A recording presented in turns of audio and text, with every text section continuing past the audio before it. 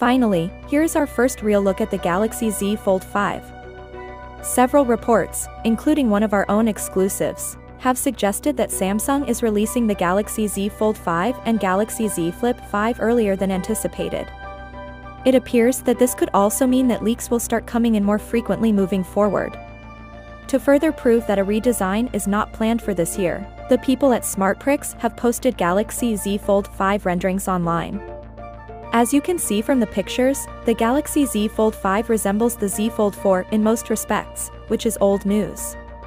Samsung is rumored to introduce a design revamp with the Galaxy Z Fold 6 in 2024, but it's too far away to base much of our speculation on those reports as Samsung hasn't yet shown this year's model.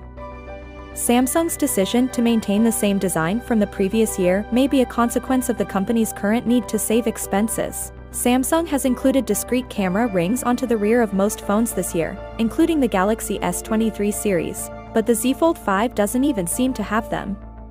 Since the Galaxy Z Folds aren't even close to becoming large sales, we assume Samsung is planning to release a new device with the same design now and make significant revisions later.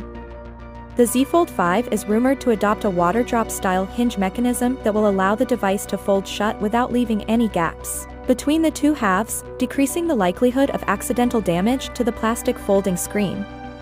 This will result in a slightly thinner body when the device is folded, though it is unclear whether or not the reduced thickness will be beneficial for everyday use or for the device's toughest.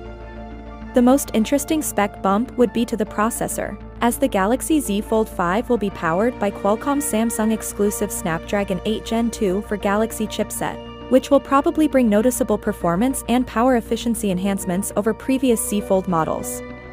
Even if the Galaxy Z Fold 5 doesn't have any or enough fancy upgrades or features, the usual year-on-year spec upgrades it will get should make it a compelling device.